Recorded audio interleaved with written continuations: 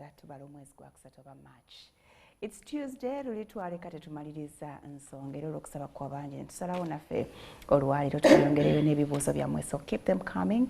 Enamba mugimanyi, it's 706 14 19 98. Nja kugiddamu 0 musanvu 0 mukaaga 14 19 9 mu 8 ye namba yaffe ya WhatsApp kosobola okuyisa ekibuuzo kyo. Tugenda kuba tufokasinga ku nsonga z'abakyala like it was last time ezeekuusa ku by'okuzaala. Wiiki ewedde twatunulira nnyo abaami okwettanira eby'okuzaala by'abakyala bammwe. I don't know whether there is any improvement. Abakyala mwe muyinza okutubuulira. Omusawo aŋŋambye tannalabawo nnyo difference, but mpola mpola we will get there. So many birthdays today. Era munzikirize nzibasomere. Kato Augustine, may this new age come with all your heart's desires. Lots of love from Faustina and the entire Queen of Matters family. Bakwagaliza birungi byerere. Kato Augustine. Happy birthday to Musime Hakim from Betty and the entire company of Matovu Family Suppliers Limited. Yes, mukulu to Musime Hakim. I have a little one here. Najim Biai, happy birthday, my dear, from your brother. From your dad, Asman Biai. Nange nkwagaliza birungi byerere Najim. May God bless you. Then happy birthday to you, Juliet Nakawesa. Tukwagaliza birungi byerere from Fahadiga and friends. Happy birthday to Sweetie Claire, General Manager of Hand Curry Supermarket, Mutundwe Natete. Greetings coming from Betty, Pauline, your beloved sisters, and the entire family. That thank you for being there for us. May the Almighty God bless you with joy and peace. Nana Malaika, awereza obubaka obw'enjawulo eri mutabani we. A message to you, my son Christian. Diamonds and all the treasures of the sea put together cannot buy the love I have for you.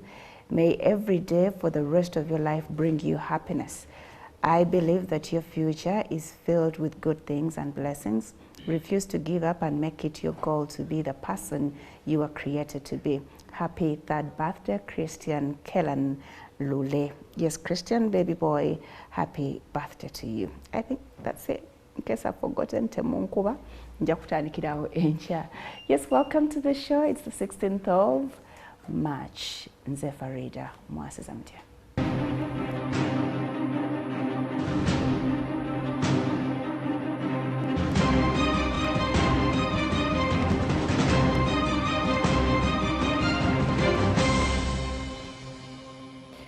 Musawo Aisha Nabachibise Makula is in the building. Hajati Mulamba, she's a midwife, very good and passionate about what she does. Agenda kubadde mu bibuuzo byaffe ku by'okuzaala by'abakyala. Yes, tugenda kutandika nga bwetulinde ebibuuzo byammwe, tugenda kuba tutandikira nnyo ku C-section okulongoosa abakyala, and we are wondering why is it on the rise lately? Lwaki edda bamama baagumanga ne basindika. Is it an issue of chejo? Is it medical? What is it? Okay, nebibuuzo bingi ebyajjanga byetoolodde kwekyo. That's why we are singling it out, but waiting for more concerns from that side. Salam alaik Hajati. Ng'owoomedde pink, mashallah. Mashallah, gye baliko. Bulungi. Abakyala bajja. Yeah, abakyala bajja naye ate abaami tebannaba. Bajja kujja. Waliwo babiri be nnalabyeyo, so ne bagamba mugambe ne bannammwe mwongere okujja. Waaw, nabo baali tebajja bo basangiddwa baami balungi banyiike. Basangiddwa nga balimu abo abalungi. Okay. Bagamba bakubiriza ne bannaabwe babeere nga bajja. Waaw. Ekintu kitambuze ffenna. C-section. Lwaki zeeyongedde? Kakati Farida mu obuzaalisa tulinamu obulinnomo ne abnormal. Kati bwe tuba twogera ku buzaalisa obulinnomo oba obutuufu, omukyala alina okusindika omwana. Naye bwe tuba twogera ku buzaalisa obuli abnormal, meaning cesarean section mwegenda okujja nti cesarean kyavanga eyo Romans eyo. Omukyala yalemererwa okuzaala nga bali mu lutalo, so ne bamusala. Bwe baasala ne batuuka ku mwana. Ndowooza baakozesa era obwamba obwaliwo, bunaives obwaliwo. kane batuuka ku mwana ne bakajjayo akaana ako ne bakatuuma kasiza kati bakatuuma siza kati ne kitandika okulaba ng'ate abantu bagamba tebakyayagala pains bakozese eyo method ya siza so ne bakituuma cesarean section. Oyo omukazi yawona n'omwana n'aba fine. Basawo be bakikola oba bantu babulijjo? Abasawo baali mu lutalo naye nga they had a medical team. So kati tulaba nti currently Farida cesarean kyonga bw'okyogedde zeeyongedde. Bw'ogenda ku woodi nga kangeze kuliko bammaatha 20 14 baba balongoose. Suukuuleke abalongoose basinga n'abasindika. Kati we tuli wano abalongoose basinga abasindika normally. Naddala abalongoose basinga kuba mu tubayite ba elites. Abana ba English nedda nnyabo z'endimu. So cesarean nyingi nnyo naye nga ideally cesarean section oba okulongoosa omukyalo omugyamu omwana yandibadde ina indications zaayo ate yandibadde nga esalibwawo basawo naye kati Farida ava eri n'olubuto lwe luwezeza 37 nagamba nti musawo Aisha nze njagala bannongoose kwabo 14 bameka abasaba C-section ne bagyesabira ku 14 kuliko nga 5 abagyesabira out of consent balinga 5 so kati bano abalala 9 indications zibatwalayo. But it's working for them.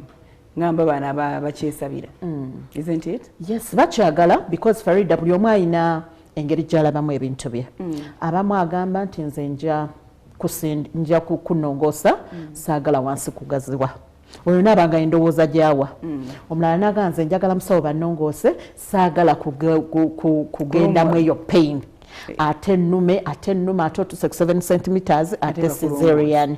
So kati oli nagamba nti gwe basaliddewo at first asinga. So baba n'ensonga zaabwe ntono nnyo naye nga cesarean yandibadde ne indications. Kati Farida bwe tuba wano ku antinento otambuza olubuto lwo luwezeza 34-35 weeks tuba tulina okukola kye tuyita pelvic assessment. Pelvic assessment eno tuba tukebera amagumba g'omukyala gano kye tuyita pelvis. Amagumba bebe mwayita nti bebe akola maneuvers mwaga amagumba mwezo diameters n'asobola okufuluma. Kati bwe tukola pelvic assessment tugezaako okwaccessinga amagumba ago ddala bebe ono anaayitawo. Kati bwe tusanga nga mafunda tugamba nti Farida alina kye tuyita CPD. Kefalo pelvic disproportion. Nti kefalo kitegeeza mwana cephalic from the omutwe then pelvis amagumba then disproportion biganya okwatagana meaning eyo indication Farida okutwala for cesarean section meaning baby tagenda kusobola kola ki kuyitawo ate era ne bw'onooba ofunye olubuto olulala Farida ogenda kuba cesarean mother because amagumba go mafunda kiri nakyo. Yes, butonde bwo nti omwana kubanga wano pelvis wano ng'omwana afuluma waliwo obugumba bwe tuyita ischial spines buba bwe buti nga bw'olaba buno bunnako buba side eno ne side eno so if they are prominent nga buli bwe buti meaning that pelvis is inadequate. Amagumba nga busongodde buti meaning bufunze kkubo lino they are supposed to be blunt. Nga bulimu bwe buti omwana oluto gye lukoma okula bugenda kati bugenda bugaziwa bwe buti naye buli obuli prominent buba busongodde buti nga bw'olaba nnakoozi zino.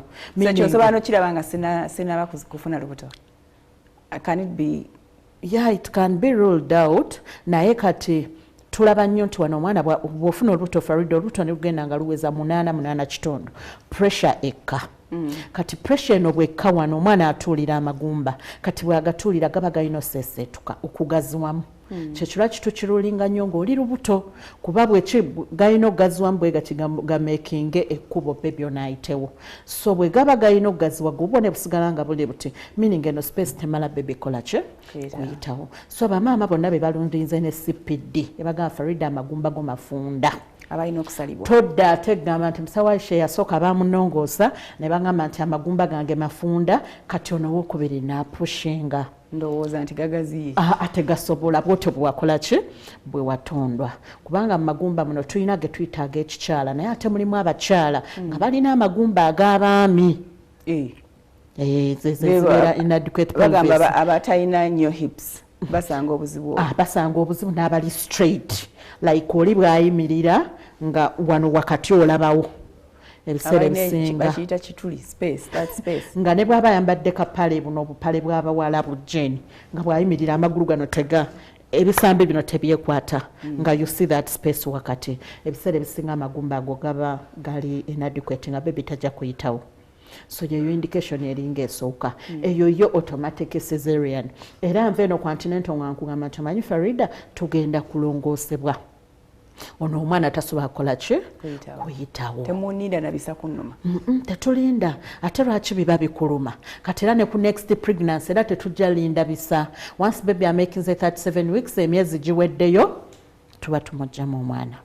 Kati waliwo ekirala era ekitwala abakyala mu theatre nga fe abasawo ffe tudecidinze mal presentations mal ekintu kyonna ekiri mal kiba kibi so mal presentations kati tulaba nti in the normal presentation ku mwana nti omwana atudde bubi position yembi exactly kati nga bw'onoolaba nti tulina nutrition endi ennungi tulina nutrition ne tuba ne good nutrition ne malnutrition ne tugamba akaana kali malnourished meaning akaana endyambi.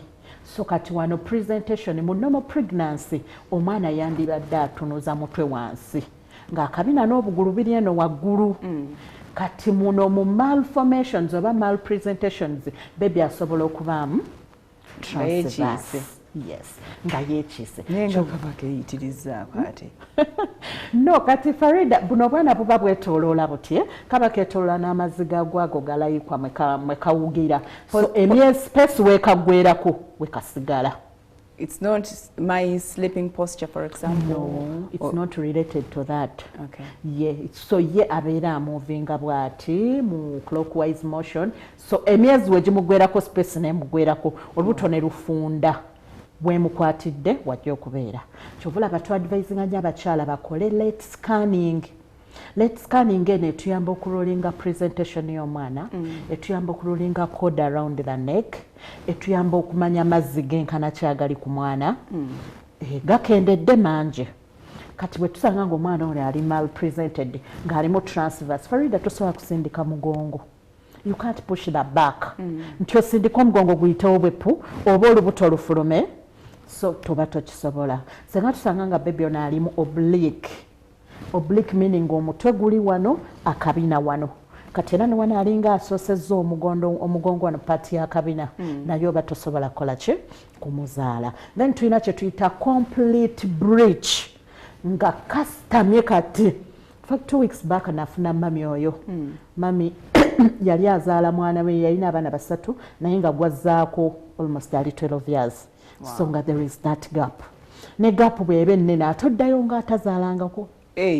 So kati n'abeera wedded church wedding omanye ebiseera ebisinga church wedding batera osanyuka n'akaana twagalayo ak'embaga.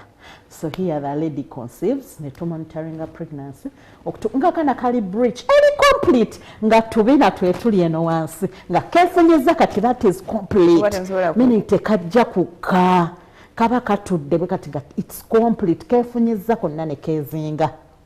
Vakana akaleso oba akagulu oba akabina akamu akagulu kali eno sides that one you can push na yono complete ezo zonna mal presentations era ne tumugamba nti omanyi mukwano tugenda kola cesarean section. Kati bwe tumala ezo mal presentation waliwo ne face presentation. Face nayo ebambi kisinziira diameter gyejjiddeko. Kati omwana ono bw'ajja bw'atye nene eno forehead nga ye presentinze eri ku cervix osobola omuzaaza naye eri yajja bw'ati nga ne bw'okola vagina examination you touch the mouth. Mukama bw'aba amuyambye nga mugazi asobola ozaala.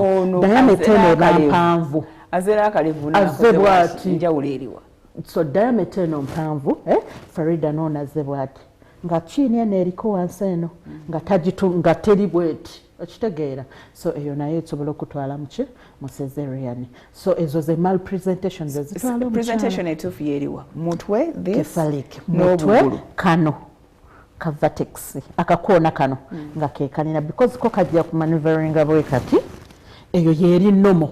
That is the normal presentation. Mutwe wano so ebirala bino bonna bubina bugulu bwe tuzaaza bufutulingi ya abnormal naye nga ziri abnormal ezisobola okuzaalibwa naye eriyo ezitasobola ngezo zetumenye so kati ezo nazo nebeera ati ab'obugulu mu bazaazi anti kyengambye nti ab'obugulu bwe tuyita futulingi kagere kafulumye kati obugere bwa bebi obulaba that one okamanuvaringa n'okasikayo n'onoonya n'akagulu akalala na bebi n'avaayo naye ono gwe tugambye nga negana amagulu you can't access them nga amagulu ganaga abufunyiza n'abuleeta eno n'obukono amagulu gali ku mutwe so akamina ke kasoose kirina kuba kigere nga meaning bw'ogezaako nnoonya omugulu guno osobola omuleetera dislocation oba ne ka fracture nekamenyeka naye akagulu bwe kaba kasembedde eno osobola omuzaalisa so kati indication endala senga turulinga kati waliwo abagamba nti waliwo abagaba eddagala ekinansi omwana n'akyuka kati era oyo omukyala gwe mbadde nkugamba Farida agenda okujja ewange nga anywedde akolako sikaani nti omwana atuddemu butuuzi bulamba so nakakatandika eddagala n'alimalayo budomola n'alimalayo emyezi giggwayo ate tawulira ki bisa so agenda okujja tukola late scanning nga bebi atuddemu namugamba mukwano ogenda kulongoosebwa cesarean section oyo omwana bwati taleeta bisa aleeta taleeta bisa no biba bijja naye nga tewali descent ebisa bijja naye takka so kati omukyala naye netumulongoosa n'akola ki n'avaawo kati indication endala eya cesarean senga tuzuula nti omwana ono alina amazzi matono kyetuyita oligohydramnios ezo amniotic fluid index kasitebeera ng'eri below 5 meaning omwana amazzi gakoze eki gamuweddeko ate amazzi bwe gaba gamuweddeko meaning yeekuuta ku matano bones yeekuuta ku magumba ga maama agafuna bruises n'omwana yalumizibwa kuba amazzi gano gamuyamba okuba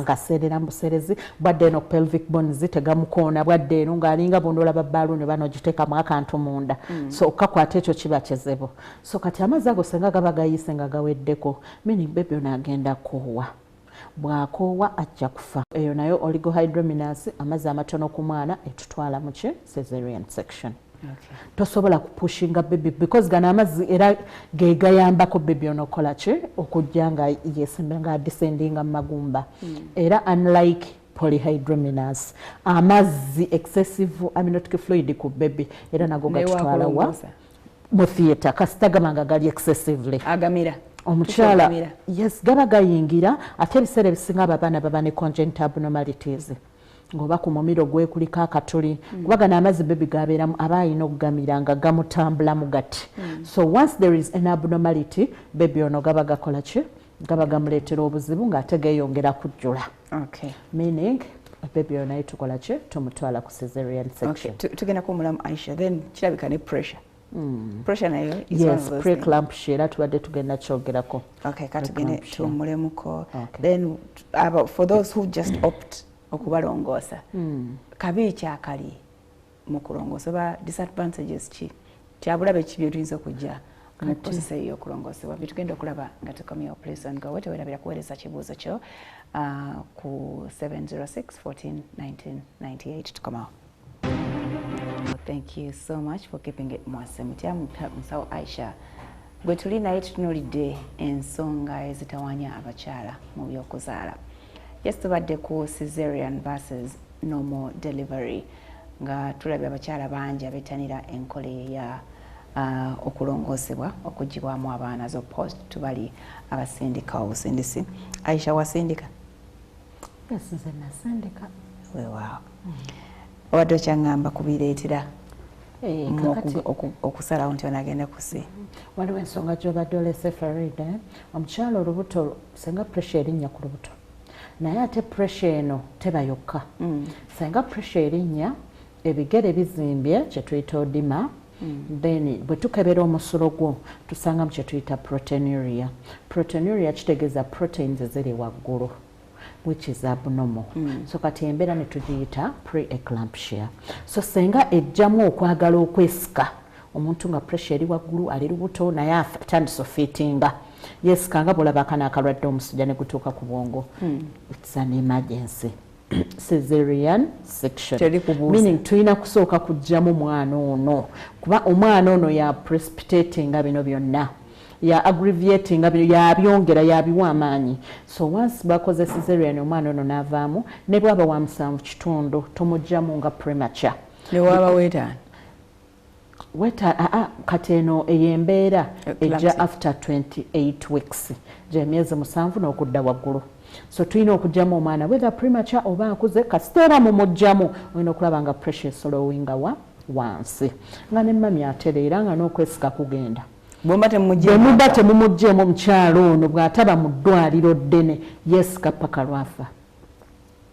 So embeera eyo naye tutwala muki mu cesarean. Kitegeeza wabeera mu ddwaliro ennene musobola mu stabilizinga ne baby nasigala. Wabeera mu ddwaliro ddene, that's when you do the cesarean section. So it's a must for her to survive. It's a must. Baby ayina kuvaamu omukyalo ono n'atereera. Oba baby premature oba ki kubeera abeerawo 28 weeks meaning 7 months baby can survive.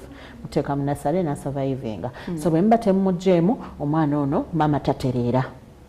So you know nayo nebeera nga indication yaki ya cesarean. Ate zino just normal pressure. Nka pressure kalinyemu katuse ku 39. That one is controllable nti erinyeemu eri mu 15 then ya wansi eri 10 kubanga nome ya wansi ina kubeera at least 8 ku 85 nekyenda eri manageable naye wansi exceeding 100 ya wansi then ya waggulu eri mu 160 150 plus meaning your pressure eri waggulu naye bwebanga pressure eri waggulu nga Farida tozimbye bigere nga n'omuso teguli mu proteins ate tetugenda funa eri mbeera yakwesika. So that one is manageable. Yedaga yetukozesa during pregnancy. Eriri emergency drugs nga lisobola stabilizing eyembeera. Ezo proteins ezigenda mu nsulo ziba zivuddewo. Kyekizireta. Mu mubiri gwa maama anti kati pressure eba erinye nga buli kimu kiri waggulu. So formation ya proteins nejja netandika okwaccumulatinga mu urine. Ogenda okulaba omukyala afitinga so muba mulina mutwala mu theatre bakole ki bajjemu baby oyo then mami astabilizing. Okay. Byebyo ndowooza ebivaako. Yes, okuleka ne cord senga eba around the neck ng'eyinanga 3 times. Waliwo omwana gwe twakola cesarean naye nga ne cord emulese mark. Ng'alinga afunye ebiseera. Meaning the cord was too tight. Eriya incidence y'eri late scanning nti tululinga baby ono alina cord mu bulago. So bwebanga eri tight like 3 times Farida you can't push. Jukira buli wo pushinga ebisabwe ebijja bipushinga baby down. So bwebiba bimusindika wansi magumba meaning waliwo pressure eba exerted ku baby. Kati neno coding eyongera okukola ki omumyoza. So bw'oba tomutute mu theatre agenda kuba nga mufunye stillbirth. Stillbirth ye mwana afudde mu lubuto mu process y'okuzaala n'afuluma nga mufu. So kati nayo bamutwala naye alina mu kodi 1 time oba 2 times yasobola okukola ki okuzaalibwa kasitobeera ng'ozaaliddewo omusawo omuki omutendeke ng'asobola okunoonya kodi eyo n'agioverlappinga bw'ati ku mutwe oba n'agiclippinga n'agisala.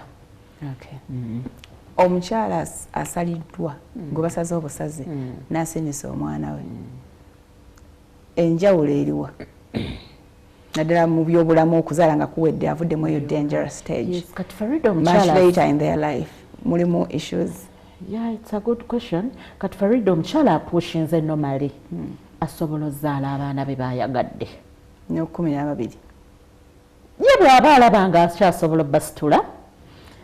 Nina mukwano gwange kati ali lubuto lwa 9 but she's over around 38. Agenda kuzaala mwana wa 9. So meaning eno normal delivery toina limitation. Naye ate cesarean yoina limit. Waliwo Dr. mukwano gwange kasitotu otuuka ku cesarean ey'okutaano oba ey'omukaaga akugamba nti olinga omulema nga muzibe asala ebitaala bya Jinja Road ate nga yeetisse omugugu. So osobola okubaganya embeera eyo. Oli muzibe, oli mulema, weetisse omugugu munene tolina kulembera kwa. Tolaba gy'olaga emmotoka mpitirivu. So bwe bulabe obwo kyova olaba bagambanga nti cesarean at least 4 times. Because wetusala wetudda.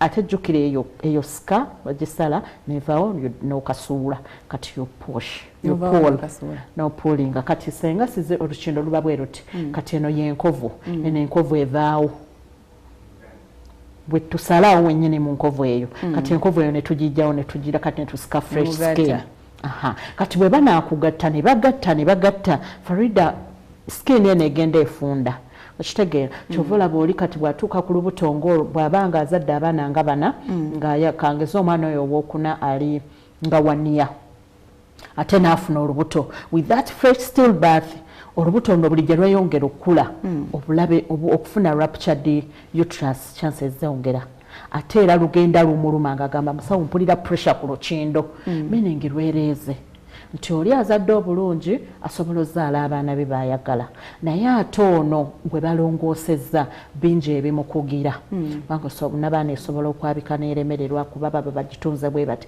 esobola ovaayo n'ekola etya bwetyo ate ne complications temwenkana kati Farida bw'oba opushinze normally eri abazaala mukama n'amusaasira tafunye teya tafunye episiotomy bebi tamiiziza ate ne musawo tamupasudde bebi n'ayitawo bulungi omukyala n'abeera neyo ne ka bleeding katono ngo olaba omukyala ali intact wonna wali wamu era n'owokubiri bw'atyo n'owokusatu naye kati ono omulongoose ekiwundu kisobola okutana ne kigeepenga kye tuyita burst abdomen osobola ofuna sepsis jjukira eri eba operation nti ku openinga muntu anything can happen abakyala obalaba bulijjo olukindo luganye ozinga amasira so cesarean erina complications zaayo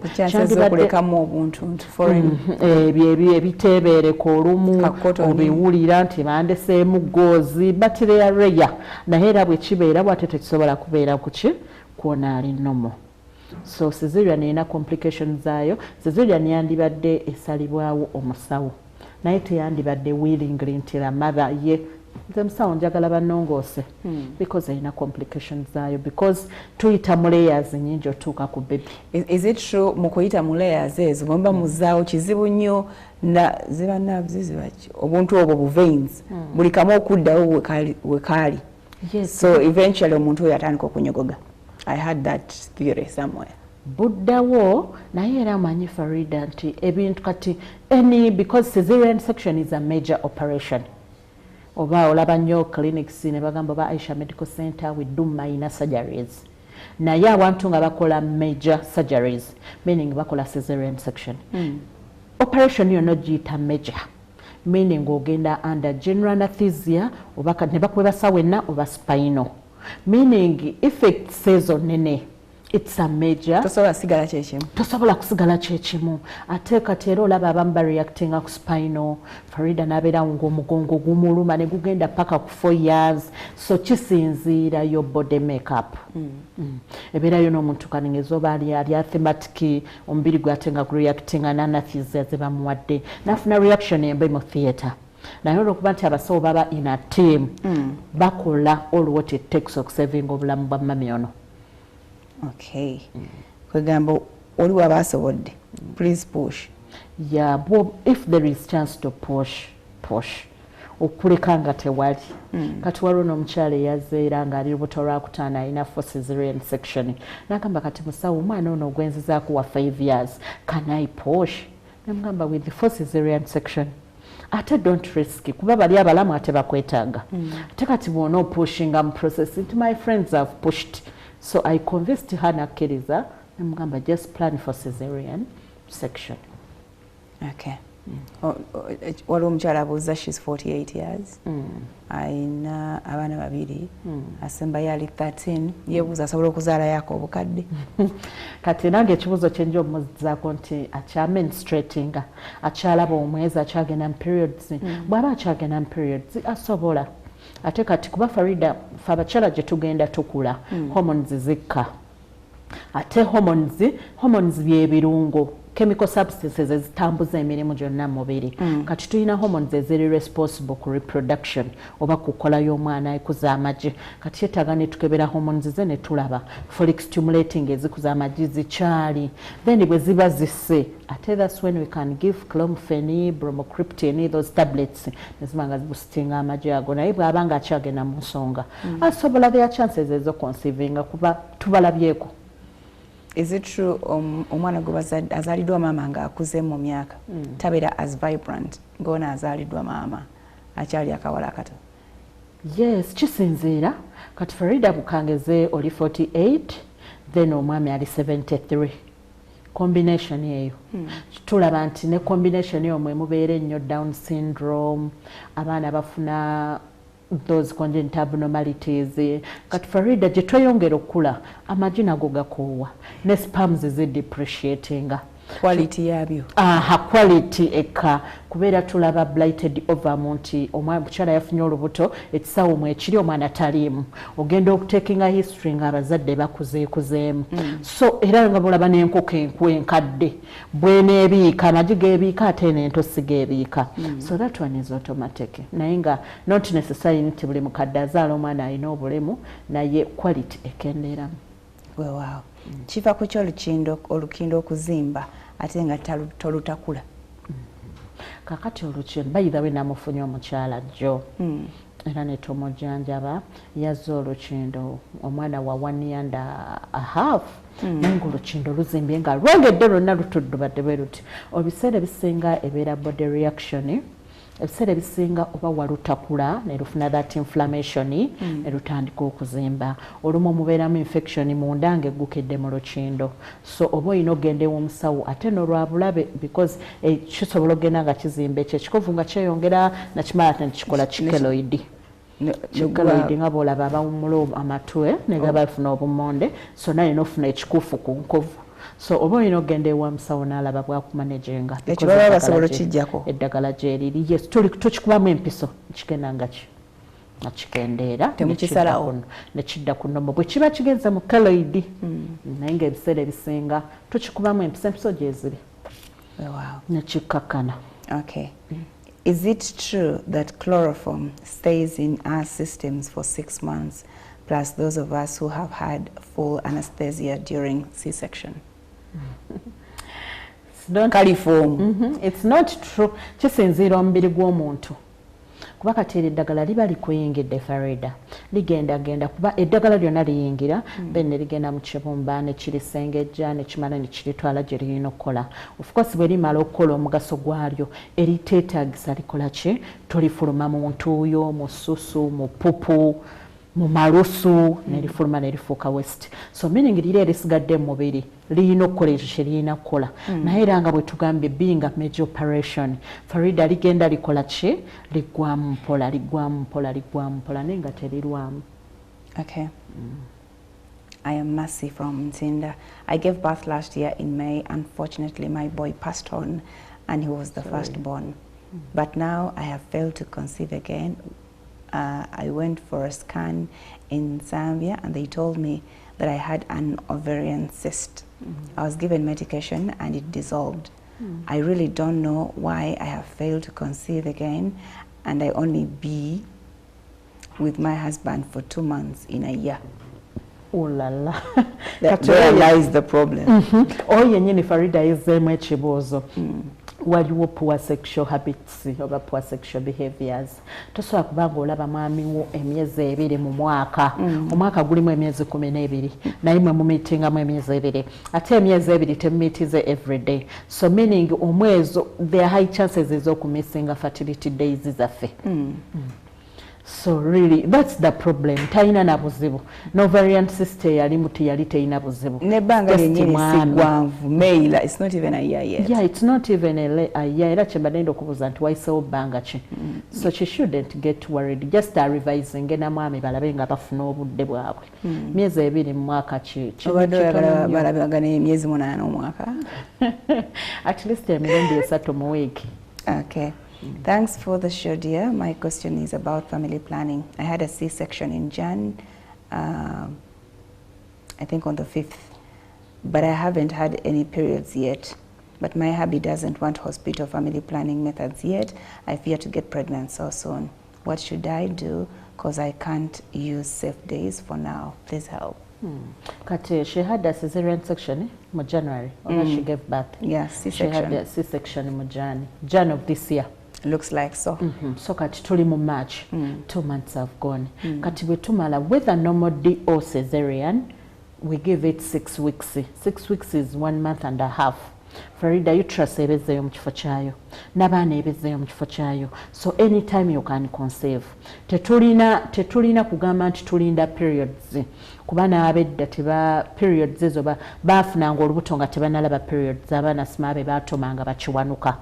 So tetulina kulinda periods, but once 6 weeks have elapsed, meaning evolution eyo n'abaana okudda mu kifo kyayo eweddewo, anytime you can conceive. Agende wonna awali family planning services bamusomese akole that informed decision, atandike family planning kubajjukira she's a cesarean mother, ate asobola oconceiving nga olukindo lwa myezi 3. Problem is bawe tayagala bino ebyammwe ebyekizungu. No, kati Farida tukizeeyo ku male involvement, ajje tumusomese kye bayita family planning. Ate bino ebya moonbeads waliyo natural methods. Kati natural ezo moonbeads ziri 5 days. Mu natural mulimu withdraw. Withdraw agambye tagisobola for now. Then the 5 days. Anyway, withdraw siroza mu mwami ayagala withdraw, but anyway, safe days, they are not as safe as we think sometimes. Exactly, and it applies to those people with the regular cycle. Abalina cycle etasuka 28 days. So kati ono omwami nze kyemu advice gyembawa, let them come as a couple.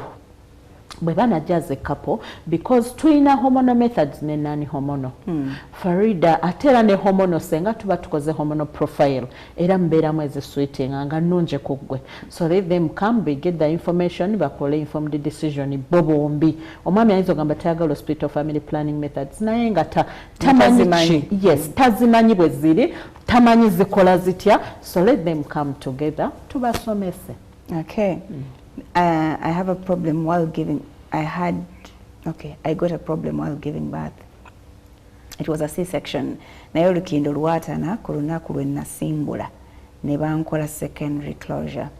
Nsobola okuddamu okuzaala normally, and after what period? The doctors told me I was to push, but centimeters were not increasing. They stopped at 6 centimeters.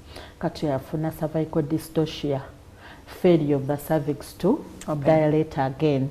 Nti etambulako nesikatirawo naye ng'ekisingo kireeta nti Farida buli ekisabwe kijja ng'opushinga buli bwe kijja ng'osindika wansi, meaning omumwa n'abaana gugenda becoming odi matters, gugenda gejja gugenda kuzimba odima. Kati nga bwe nagamba nti bw'ozimba ebigere n'onyiga bw'oti ekigalo ne kigwamu, that is odima. So kati neno cervix bw'oba ogipushingirako, meaning pressure eno kuba Farida bwe tuba mu leba ekisa ekijja nga si kyakugjayo mwana kisize mu kamwa, tuzze nga tubagamba nti sabo kijja kola nze simanyi kiriwo ekireeta omwana kiriwo ekitaleeta. Kati twakakuwa ekitanda tugamba Farida oli ku 4 centimeters, really 4 centimeters tesobola kujja kisa kya mwana. So bwe bijja obeera obisiza mu kamwa, kati pressure neeba efulumira mu kamwa, naye bw'oba tofunye kusomesebwa okwo bwe buli bwe kijja kuba buli bwe tuwulira nga ayagala obbeyaringa wansi nga n'abaana ekuma ku 6 centimeters, that is automatically cesarean section. Cervical dystocia n'abaana omumwa gwa n'abaana okugaana okweggula nakyo kikutwala mu theatre. Kati bwe gwagaana ne bamutwala mu theatre, bwe bamutwala mu theatre ate n'afuna burst abdomen, olukindo ne lutana, ebiseera ebisinga bwe lutana ne luleeta amasira, ate tulugepinga, tulu openinga. Tuluyuza lwonna, then ne tusooka tujjanjaba amasira ago, then after we do the secondary closure. Okay. Ndino kujjukira ekyokusindika nga gundi tenatuuka. So ntandika okusindika ku centimeters mega mwenda eyes, okay? Otandika okusindika when you're fully dilated ku 10.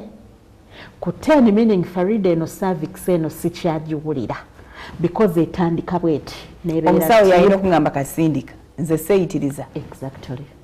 Kiwedde. I'm Jacqueline and I'm having my second child. I'm 3 months pregnant and I'm scared of my weight. I had my first kid at 125 kgs normally, and now I am 110, but I feel so much heat that I even left work because of too much sweat. How can I help? Toliweka my dear fena heat yetutawanya at the moment. Yes. Wapuko mulinji nyonya ate bwe kisanga ng'oli lubuto ate ne kisanga nga yo fat. Bane ba boss bandi waddabe embuto. Omusana mungi nnyo, the weather is too hot. It's terrible.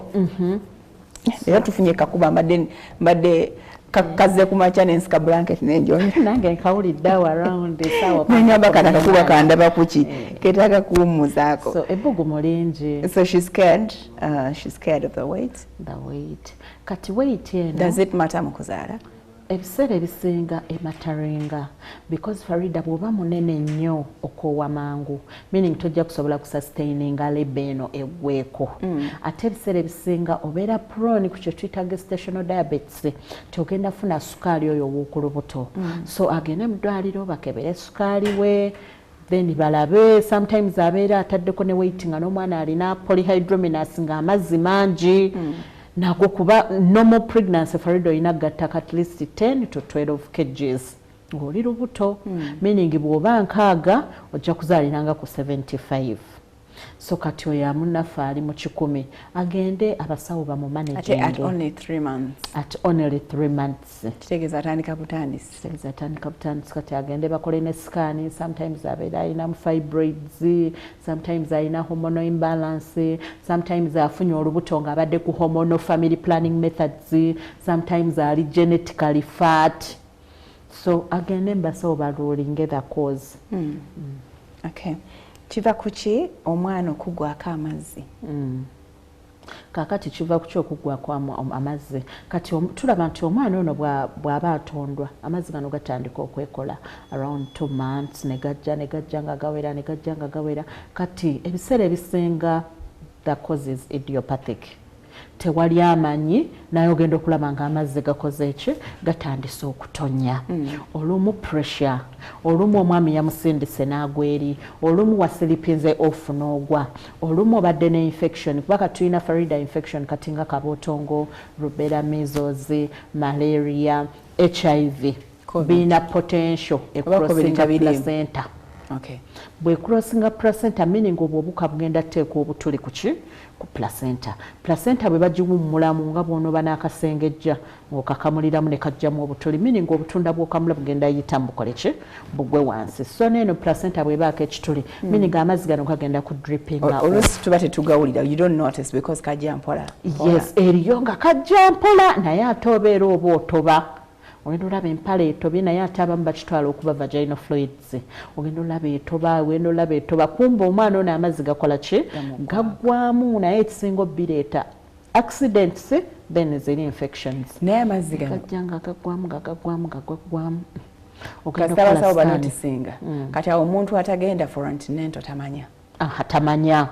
Kuba kati bw'ojja ng'otonya ne tukola scan ne tulaba nti gakendedde Farida tukuteeka ku bed rest olw'okuba gatonya meaning baby ali exposed ku an external factor so meaning tukuteeka ku antibiotics ez'omusuwa empisi z'omusuwa ne tukipingira ku bed rest kuba bwe gaba gatonya the more w'otambula gugwongera kukola ki kutonya. Okay. So era nkizaayo eri ku antenatal gamala ne gaddamu gamala. No, yes, kuba amazzi gonywako era bebi kwafuna. Kyova olaba abantu abamu baga nti bagambye sinywa amazzi nnyo gajja genda ku mwana. Bebi ono alina ekitanye kino, alina ki placenta kisengejja ki what is enough for a baby. Naye era bw'oba dehydrated era ntaba n'amazzi. Kati waliwo kesi eyaze Farida omukyala olubuto lwa myezi 3 yadde agenda making 12 weeks naye nga bebi yafiira munda. Omukyala ali malnourished tamanyi yabadde azefa antenatal. How many weeks? 12 weeks. Myezi egyo 3. Naye ng'omukyala Farida alabika bubi nga ne bw'omutumbu wano oliwawo amazzi ne gasigalawo ng'emima gyonna gikaze nga she looks dehydrated malnourished ng'agamba abadde asesema from day 1. Naye Farida obadde osesema from day 1 ki kyokozeewo nga mother? Ogenze mu ddwaliro because mu ddwaliro eddagala gyeriri. Yabadde first born. Well, usually first time mothers tubana akajanja nange bwe namugambye kati olaba first time mothers myezi 4 tamiranga folic aze ku antenatal olumu nno n'omwami mugamba obuvumu mubujja wanti kyemulina munda mwana because ze subira the moment you miss periods genda olaba abasawo bakuadvising accordingly bagambe kyekiddako so kati ono omukyala gwe mbadde kunyumiza nti abadde talya meaning ekyassa omwana njala. Because Farida cholyako baby kyafuna. Abadde talya talina kyakulya oba olubuto lwamukola buli from day one wa yero asiiba munju from kumakya paka kiro talya ng'agaaya bumwanyi era alabika yabadde alina ne stress nga bw'okyogedde. Omwana yafudde mwamusaze yafudde how many days ago? Ndowooza week kubanga yabadde abakyadde chance of kye ekyamuleese exactly ekyamusikiriza continental kutandika kunywa ddagala naye ate nga kyatandika kyovula nze sitandisa mukyala ntinento nga tutukoze sikaani ki kye tulina munda senga oli ajja nga wawanuma nti njagala kutandika foliki naye ng'olubuto luli mu sikaani watu gye tutandika ozifuula ez'obwereere zabwereere eyo mu government hospital tezisobola kuba zabwereere Farida because zeetaaga maintenance nene kati zammeka mu government hospital lwakuba mu government hospital gisanga kugu mu kitundu ebweru jjojja okusanga kwesatu just bateekawo eyo fee for maintenance because muba mulina ogula sono paper akafulumira kakafaananyi ka baby printer yennyini yeetaaga maintenance so wabeerawo kaffe ako akatono to maintain. Okay. Tubasonye it's okay. Kale katugende tumulemu kati kati mulemu katera nnyo tukyalina ebibuuzo byammwe bingi please don't go away, keep them coming.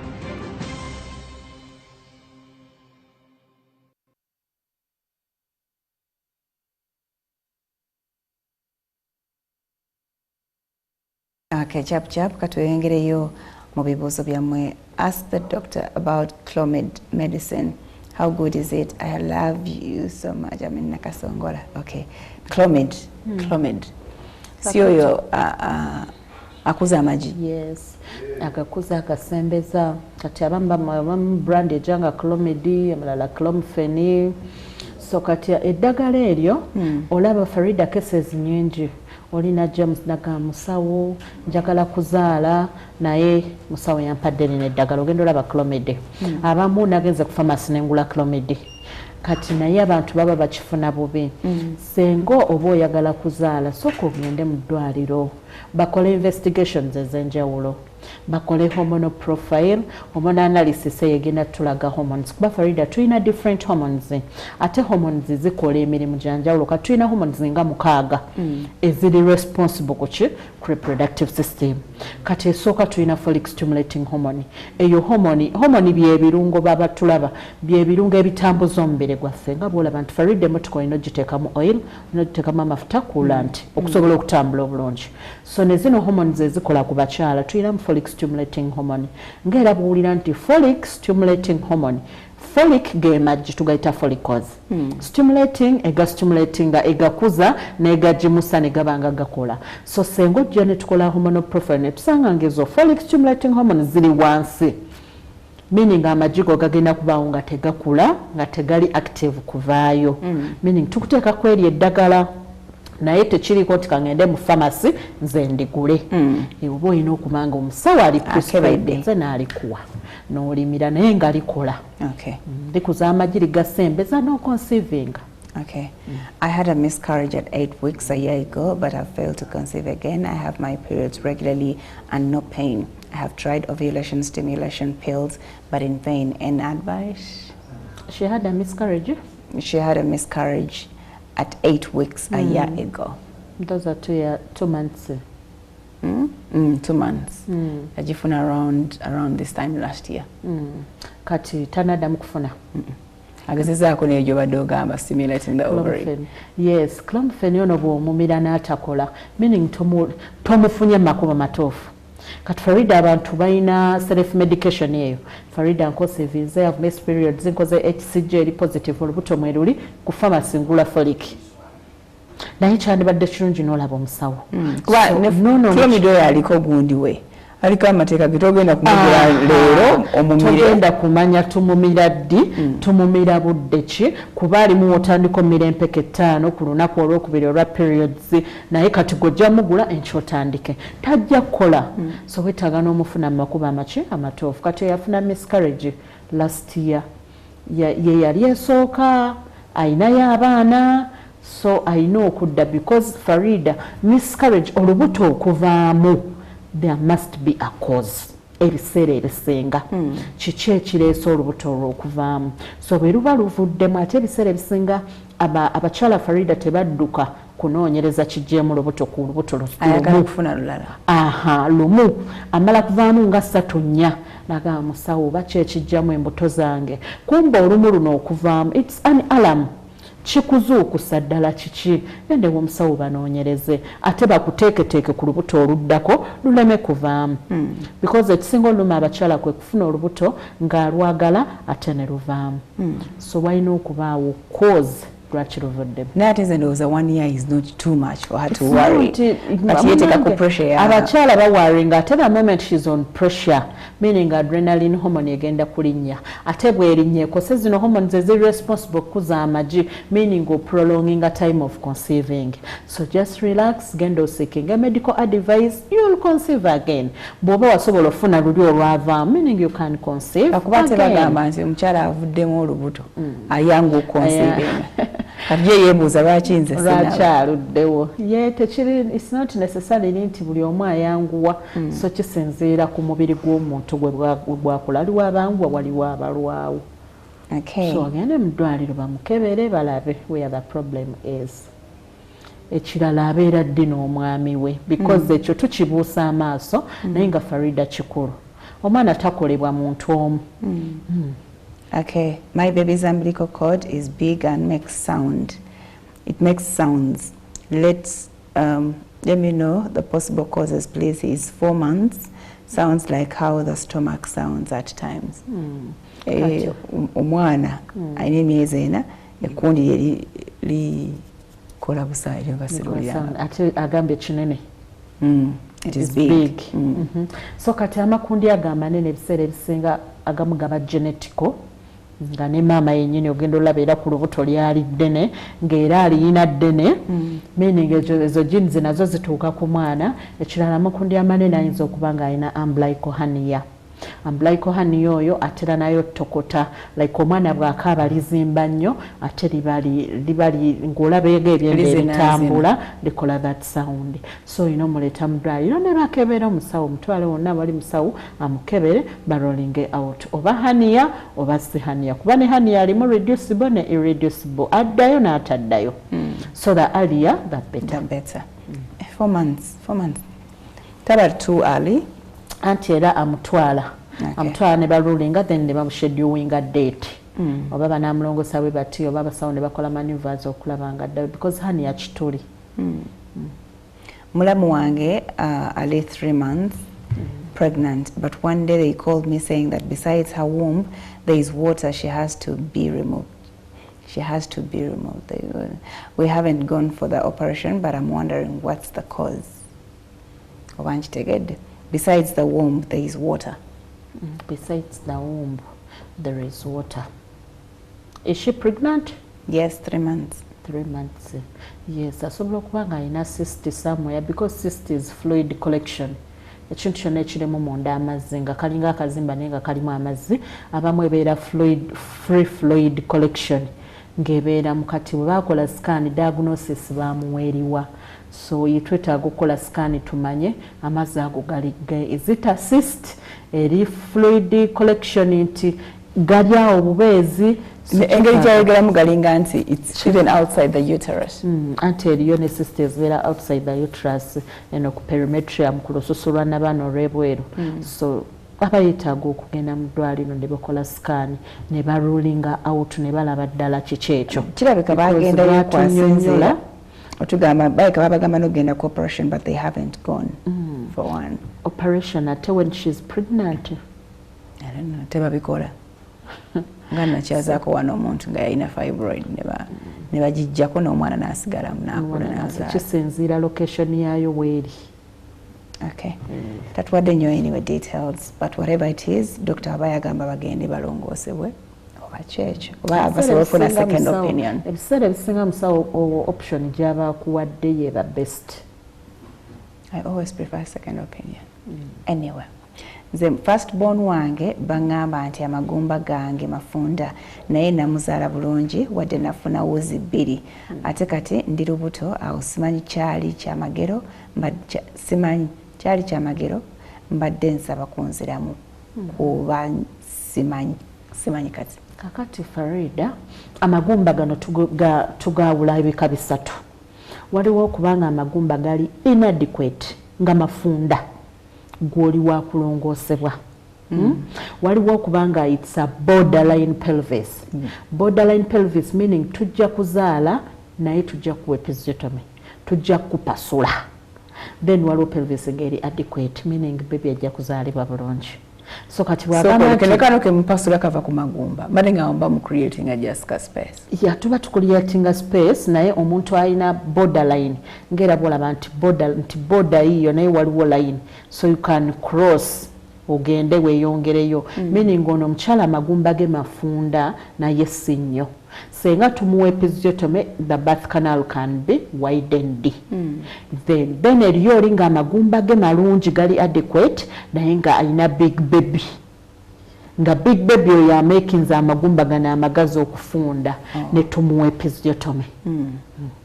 Waliwo okubanga baby ali awo ebisa baby azza omutwe guli awo ebisa bibuze kajja kamu na kamu nogaaka tumuwa episiotomy twanguye okuzaala.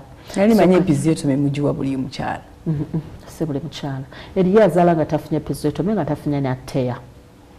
Ona gomuwa episiotomy aba afunze waita. Yes, aba afunze ng'olaba wemyumyula ekisa kijja naye nga bw'okwata oba tewulira tewamala baby. Nogaaka muwa episiotomy nga ziryeko wano bw'onoomu episiotomy wagenda fuuka weewati. Kati oyo kyagamba nti bamugamba amagumba ge mafunda naye yazaala meaning tegaali mafunda kyetugamba nti gali inadequate nti mafunda baby tasobola kuyitawo obanga gaali mafunda nga ya delivering a very small baby ne kajja ne kamanuveringa ne kayitawo. Kati asuubire ne kuluna ayinza okusindika. Yes, asobola okusindika if it's assessed well nti gaali gatya nga ne baby mutonotono. My wife had a C-section while giving birth to her first baby due to early obstruction. Are there chances of normal delivery? Same story almost. Early obstruction is what? Due to? Early obstruction. Early okera. Chechi. Kati maybe kyagamba kuba tulina kye tuyita obstructed labor. Kati Farida ng'omwana ajja naye nga talina nga decent ebisa bijja baby ono takka. So oyina okurollinga out. Kiki ekiganye baby tutera gamba this mother is obstructed. Ebiseera bisinga nga alina koodi eno tekkiriza mwana kukka kuba ebeemunyweza ng'agezaako giyitamu ng'eganye. Olumu nga baby munene nga magumba tayitawo nga tebakirollinga continental ebisa bijja the labor is obstructed. Era obstructed labor eyo to endinga mu theatre. Obstructed labor amagumba gayinza okuba mafunda ng'omutwe munene tegusobola kuyingiramu. Baby ayinza okuba alina koodi. Baby ayinza okuba nga obstructed by the urine ng'omusulo tegutagugjeemu ne mugga empty ng'omusulo then ate baby n'ayitawo. So there are many obstructions ezireetera omuntu okufailinga okuzaala n'agenda mu cesarean. I'm 38 years old with a daughter of 11 years who I had by C-section at 27 years because of the cord around the neck. All went well, but in the last 1 year, my scar itches. Please ask the doctor what has happened. Why is it itching these days? And is it okay 10 years ago? Okay. 10. 1 and 11. For the past 1 year, advise me on what should I do. Omukyala bw'amala okulongosebwa waliwo Farida process y'okuhealinga.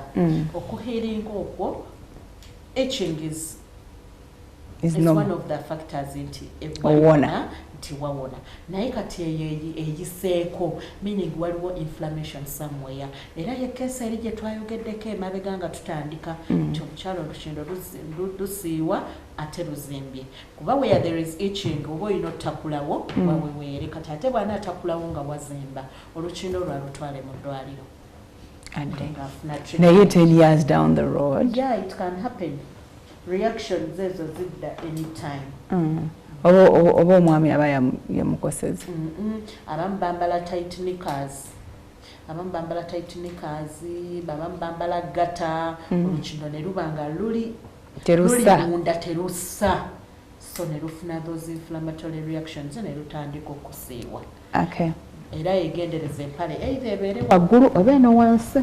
Okay. I'm a first-time mother with a multiple pregnancy, and I'm now 7 months, but everyone is telling me that twins don't reach 9 months. Is it true? I'm confused. Yeah, sometimes they don't, because due to the limited space. Nti bagenda okweza 8.5 bo baba bajjudde. Ate wansi olubuto olujjudde n'abaana atandika okusensinga nti bano beetaaga kufuluma. Ebiseera ebisinga babazaalira ku 8 and 3 weeks, 8 and 3 weeks plus some 4 days, naye nga baba bakuze kubanga baba bakompitinga for space. Olubuto normally Farida lulina situla mwana omu. Multiple pregnancy is abnormal. So bwe luweza 8 tandika okusensinga nti tujjudde. That one is true. I had an ectopic pregnancy, then I later got pregnant and had a C-section. Can I give birth normally? Now. It's now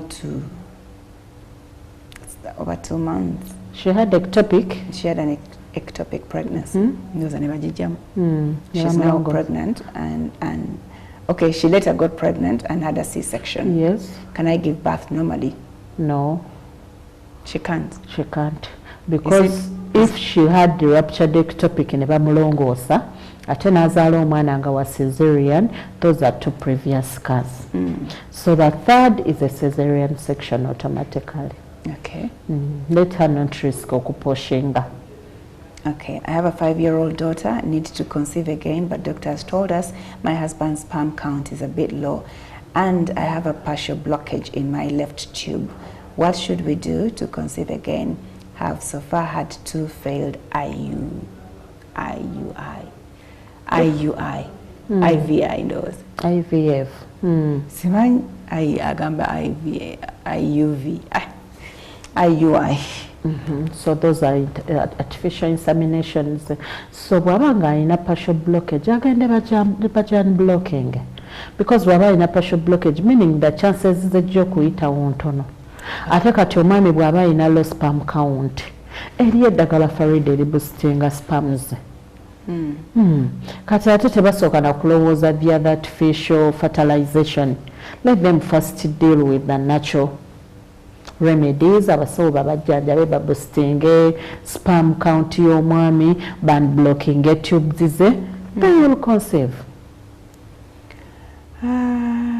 Okay, so many questions. I'm on family planning, but I'm gaining a lot of weight and I rarely get my P's. I last got them in January after 6 months of not getting them. So in February, I didn't get them. I'm using an implant.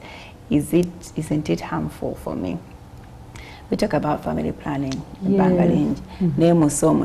Ate implant is a hormonal method. Kati Farida ngera bwe twagambye nti hormones bye birungo ebitambuza omubiri gwaffe. Tulina ebiri nakyo bye birina otambuza omubiri gwaffe. So bw'oteekamu implant, meaning you're adding ogatta artificial ogatta synthetic hormones enkolerere kuziri nakyo. Meaning levels tezigenda kusigala kyekimu. Kyova olaba ogejja, periods ezimissinga, there are many side effects. Implant yezireeta. Okay. Kyova olaba kiba better nnyo tandike hormonal family planning methods nga bakoze hormonal profile ne balaba levels za hormones zo ne tubanga tusobola minimizing side effects. Okay. I'm now 39 weeks but not giving birth yet. Is it still normal? It's my 4th kid. At how many weeks should I expect to give birth? I was about to 40 weeks, right? It can be 2 weeks earlier or 2 weeks later. 2 weeks before or 2 weeks after. So agende mu ddwaliro. Agende mu ddwaliro balabe engagement y'omwana, because Farida kye tulina okumanya nti ennaku zino natural contractions ziri very rare. Ebiseera ebisinga we induce mothers abazaala normally bonna tubateekako ebisa majority. So talinda bisa agende mu ddwaliro. Lwaki ebisa bigaana okujja? Munnange ebisa ndowooza kati lifestyle gye tubeeramu, biki bye tulya. By the mothers clock 40 nga talina kyawulira. Nze nange EDD yatuukanga EDD netuuka, so you just have to go to hospital bakole scan balabe baby ali atya, ayingibwa baku examining, bakole abdominal examination, baby ayingidde magumba, era bw'oba due they will induce you baby have him. Okay.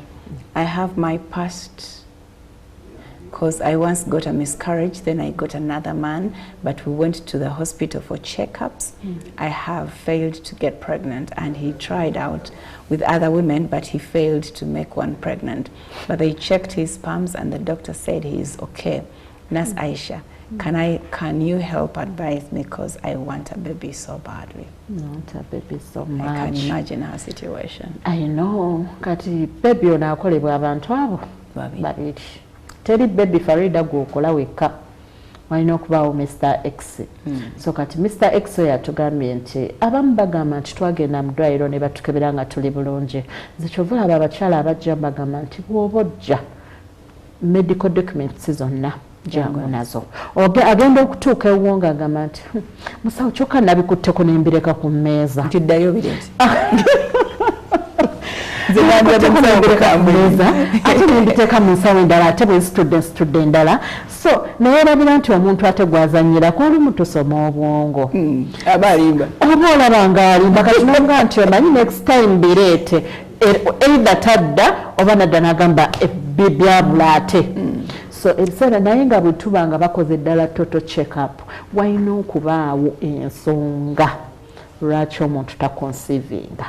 Kati alina history gyatuwadde nti omwami agezaako ewalala kati ye amanya atya nti eri ewalala tebafunye lubuto. Amugamba ndowooza bakikaanyako mukulu weeyongereyo. Kati bwe biba ate bwe bityo problem eri ku mwami esinga kubeera kubanga yo nagamba yafunako ko but different man. So eri ku mwami ono lwakuba abaami era tebakkiriza. Farida abaami balowooza obutazi failure to conceive eri nnyo ku bakyala. Naye nga we normally we equally share the percentage. Still era agende bakole total medical check-up. Okay. Waliwo abuuzaako akola atya okukuuma amazzi ndowooza kyekiri nywa amazzi.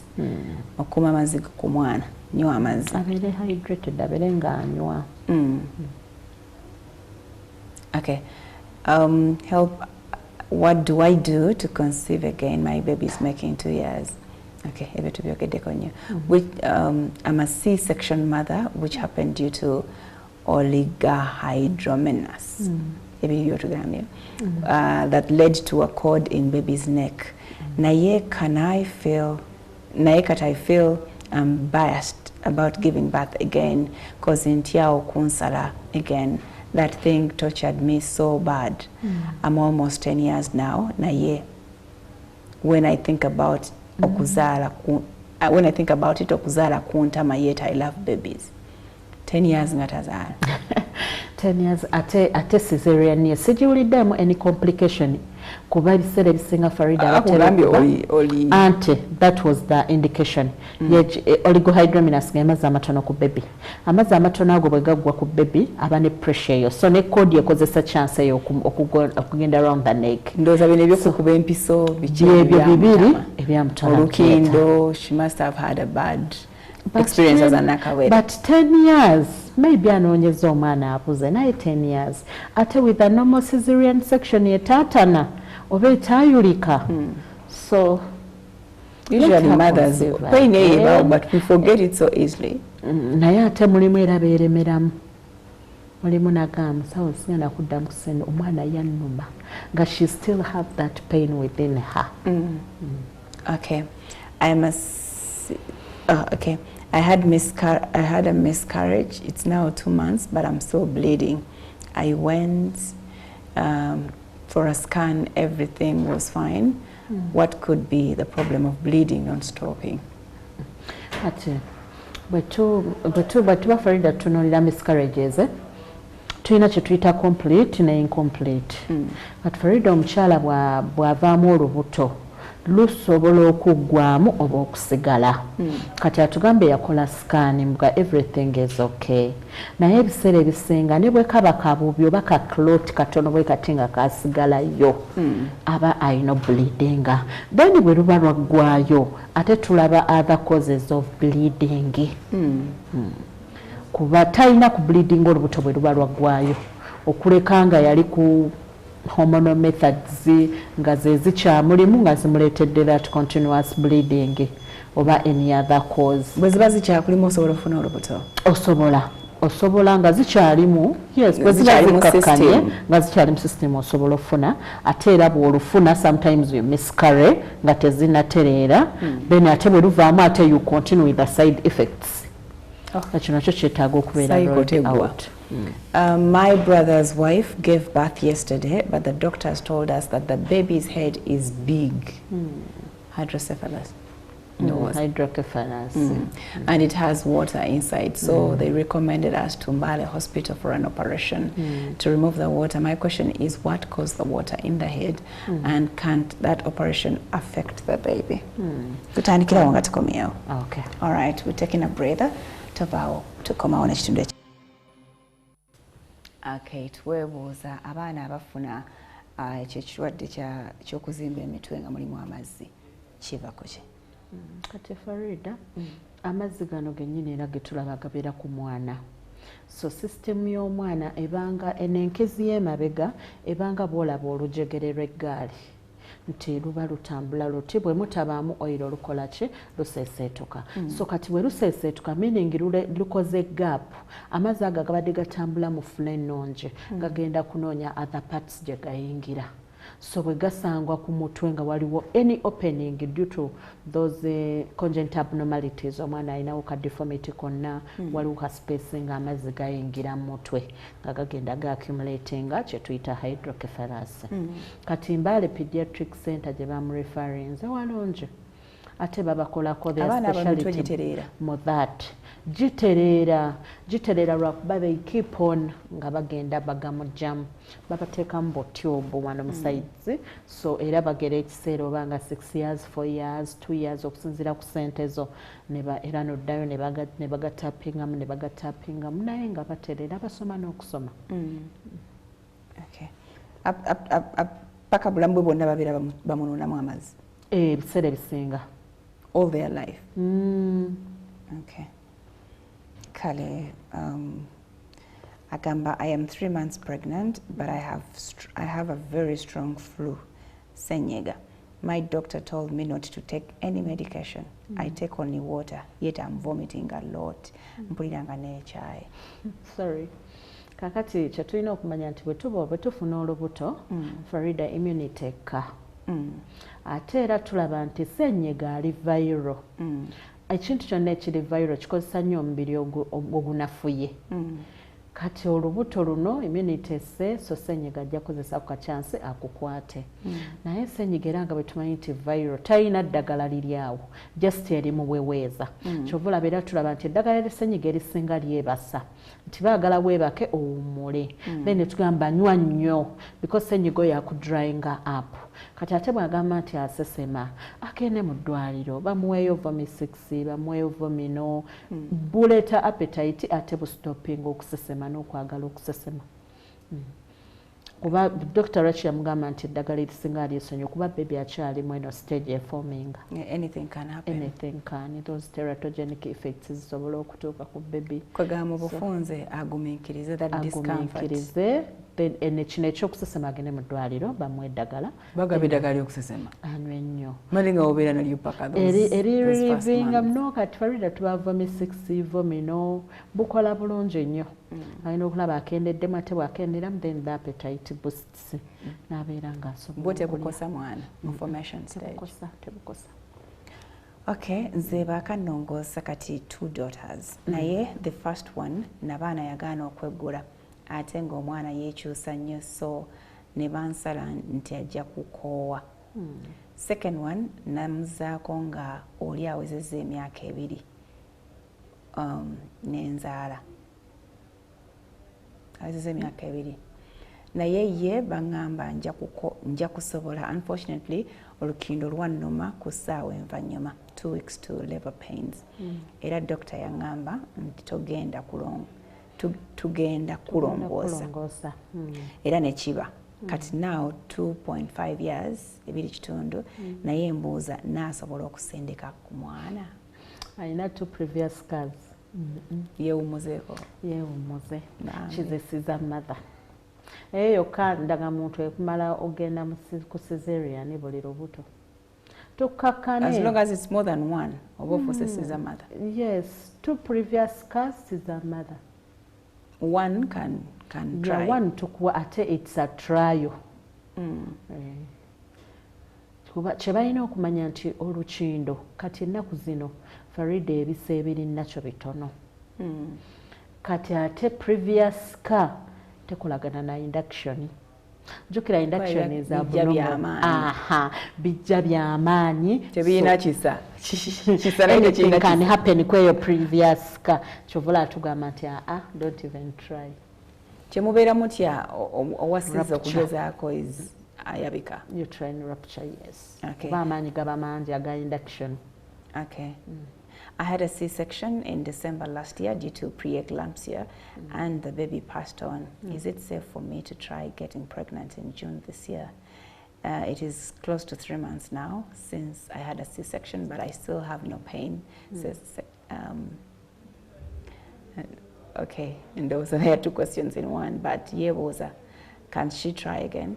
Is it safe for her by June? Yeah, she can. That will be 7 months. 7 months. Naye yetaaga close monitoring. 7 months. Kuba Farida. Montera tugamba past 2 years. Over 2 years for a C-section mother to get pregnant again. She'll be making 7 months. Yeah, she had a cesarean section due to preeclampsia. She's not safe. Alindeko at least nga 1.5 years.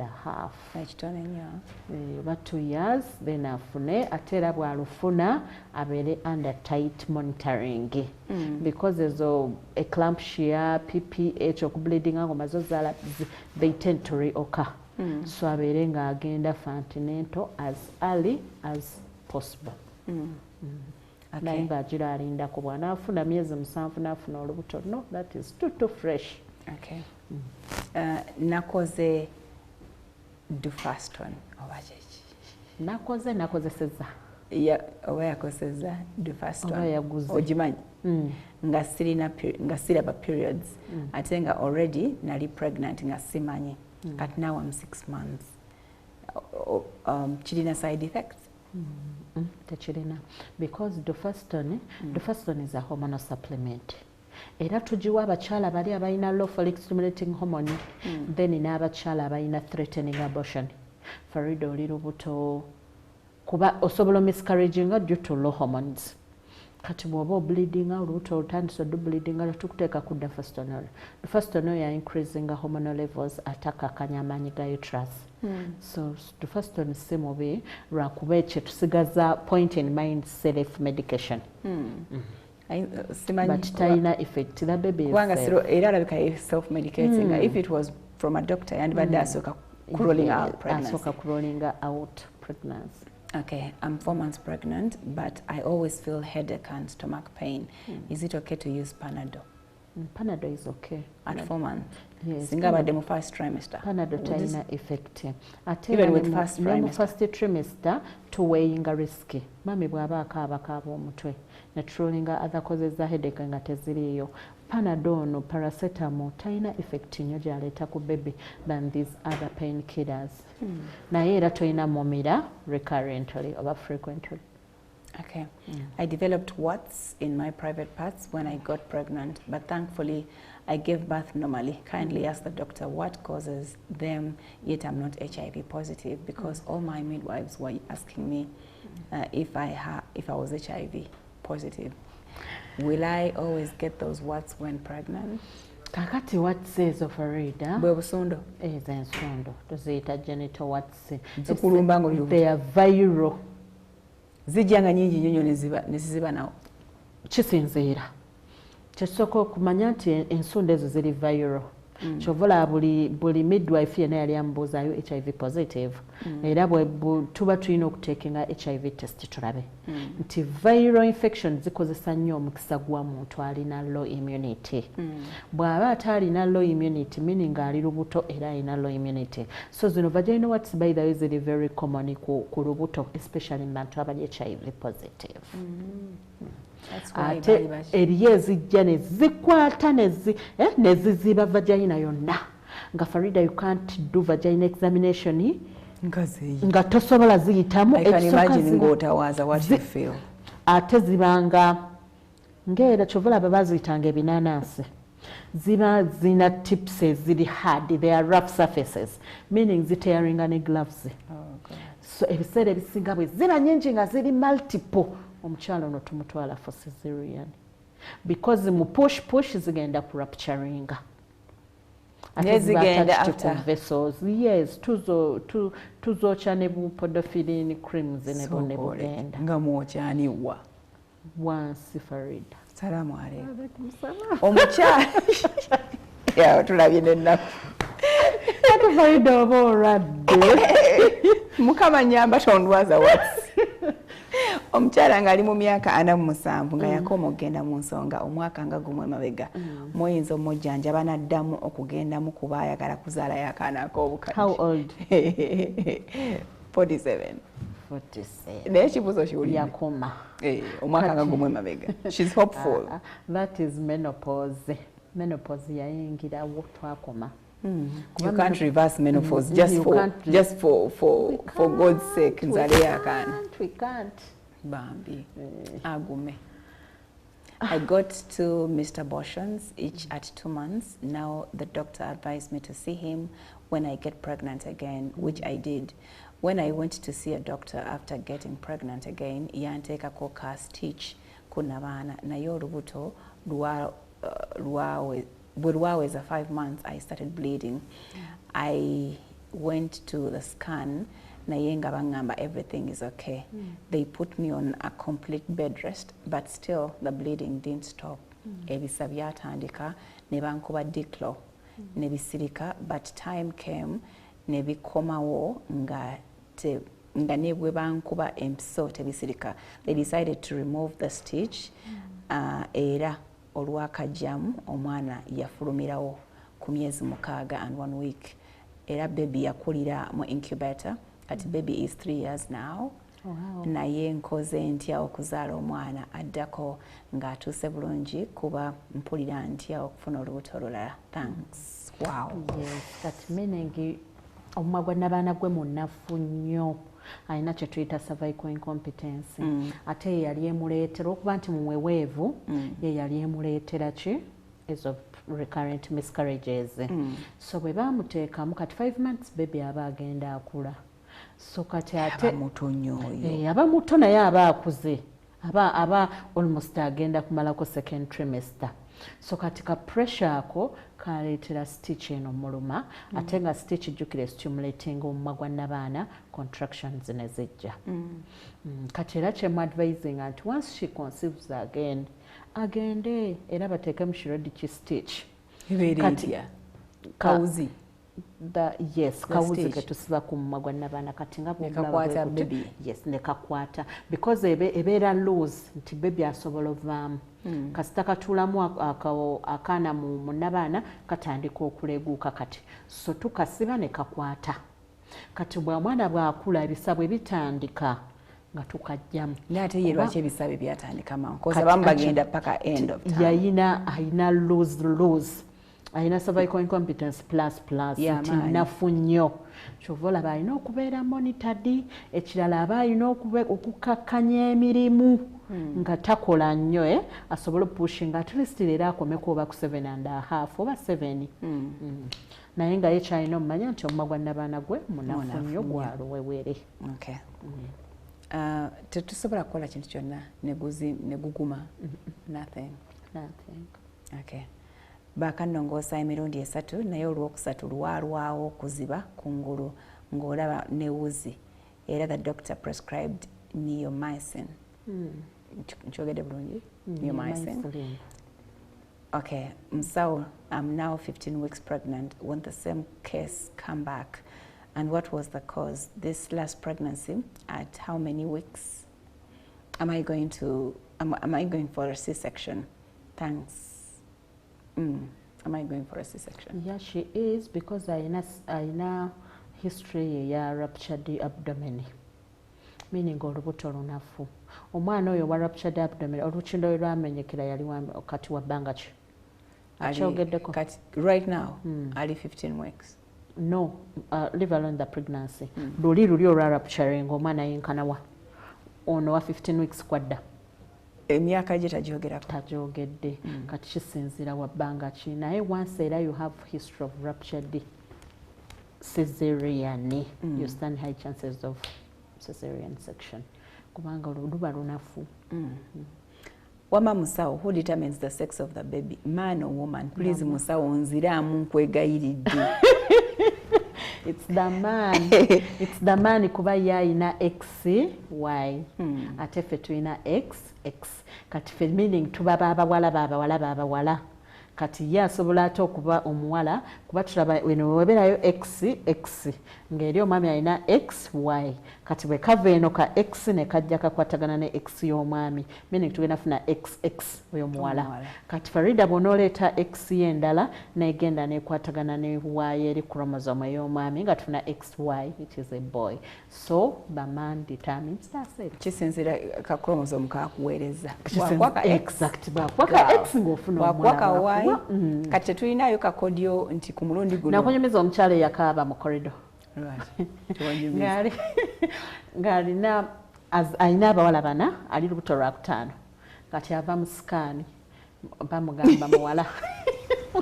Kyokka na waiting list kuliko abanoonya abaana, kuliko abalemereddwa okonsivinga, kuliko abavuddemu embuto, ye yajja awoowoola.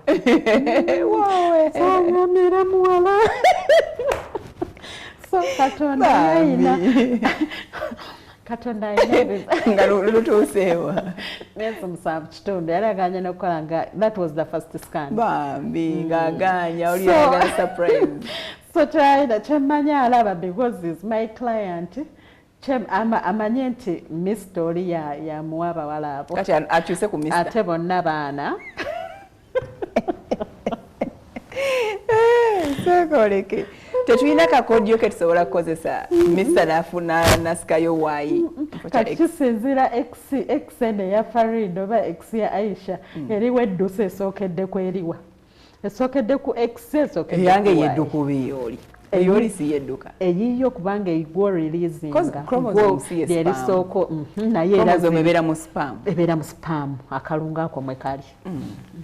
Tulabi tugu. Neba na omukazi yansesa. Nazaala yakomawo n'amuzaala oba tannaba. Omanyi omuntu ayinza okyayirawo omwana we. Kitundu. That's already a negative attitude. Okyayirawo omwana we. Yeah. Naye ate nze era ngamba nnyo abantu nti bonna baana Farida. Nze mukama ne wampa ebiwala mwenda simulinaako buzibu.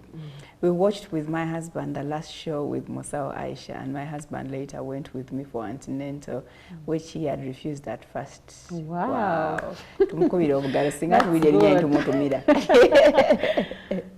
When is late scan? I'm 6 months, thank you. Wow. When is the late scan? That was okay. Late scan at least 8.5. Because I was tunoonya kundi.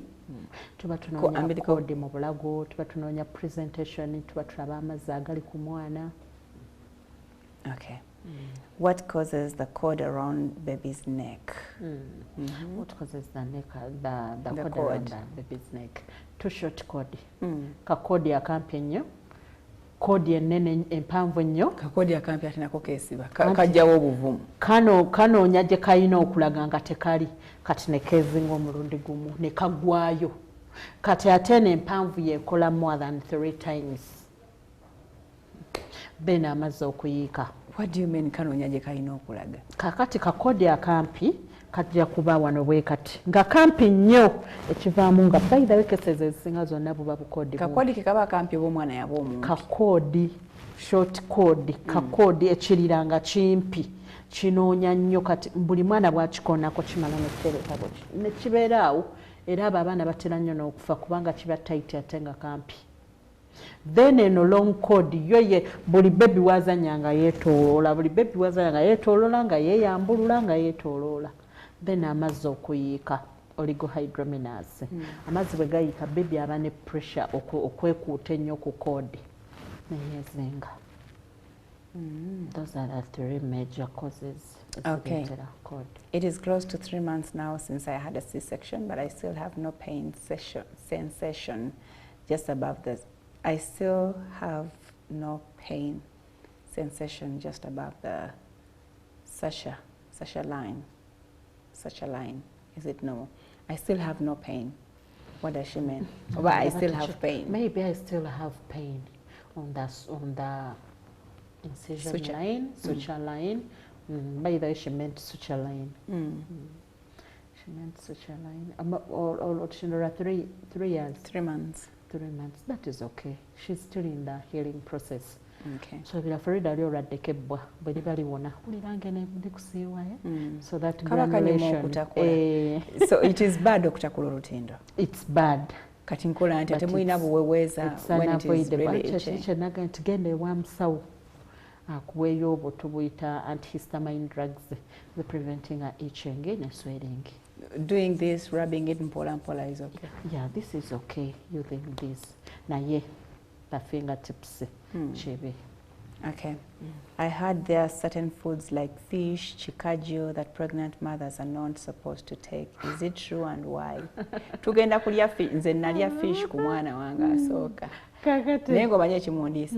Bangamba mama olya nnyo ebyennyanja. Ebyennyanja bikola obwongo buli sharp obw'omwana. Nti n'abakyalina kye baba babeera abagezi. They eat a lot of seafood. Aisha nali saagala byennyanja naye nga nyingira bwenti restaurant ne bagamba mumpe omutwe gw'ekyennyanja mumpe emmere yonna n'ekyennyanja ne bali mutwe gwe njagala ne nguutamu amaaso n'olwo lunuuni olwo supu ne ntambula ne ngenda nga njagala bwongo bwekisha naye banne abantu abatugamba ebintu bangi misconceptions nyingi nnyo naye nga si kituufu abamu ne babagamba nti lya tolya ngege omwana ajja kuyuika amalusu ajja kuba ayiwa endusu embu n'ebikajjo omwana ayiwa endusu n'ebikajjo omwana ayiwa endusu bw'ate n'amazzi gajja kuba mangi nnyo ku ye bambi nedda luno olubuto tululiira okusinziira mu trimesters Farida 0 to 3 bebi onaafominga bebi yetaaga proteins vitamins that is bijanjaalo ekyennyanja peas magi buli kyomanyi tekizimba omubiri bebi akyetaaga kuba obwongo bwe buba bukula ekirala ebintu nga era bw'ogambye amagumba kati ekyennyanja omutwe amagumba gonna galina ayani galina foliki bwe ndi ekyennyanja mbadde amagumba ngamba nti olya boni n'ozinyonyontamu obwo obusu bwe bayita obusomyo bwina ayani bwina foliki so bubustinga gundi brain y'omwana tulye nnyo ekigere n'ekigere ate bye tutatera kulya angenda binoonya ngeri naye ng'olina kulya emmere ezimba omubiri proteins then n'ebibala immunity oba tolwala ate ne bebi yennyini kuba kyolyako Farida bebi kyafunako ezo misconceptions kati mu second trimester tulyaki kati mu second trimester ate ne tubalansinga proteins ne tubalansinga carbohydrates mwana akule naawe kennyini maama because that is celebrated trimester nti tetukyasesema tulyawo olubuto terunagejja nnyo kati ate bwe mu third tuavoidinga nnyo carbohydrates twewale nnyo constipation tuavoidinga nnyo kawunga ngano migaati muwogo mayuuni kubanga once tunabeera ne conception egenda kudelayingisa labor awo tuli mu third trimester twewala carbohydrates omwenda tuzikendeeza oba we balance awo ne tulya fruits katono ne tulya ne proteins zo tuzeetaaga throughout paka kuzaala ngera bwe tunywa n'amazzi bwe tunywa beetroot juice bwe tunywa juice yenna ali homemade okay ogambye amazzi gali omwana agafuna according to how much you drink that's how they maintain it naye nga mu kusookera ddala gavaawa n'omubiri gwe galina agali mubiri mu mubiri geekola gokka mu nabaana geekola gokka yes because this body has ne musayi mwennyene mulimu water content ya water n'omubiri gwennyene gulina stores ziguterekamu amazzi soka negekola then bwonywa negeyongera no maintaining okay kikino bakye tutayogeddeeko ekikulu nnyo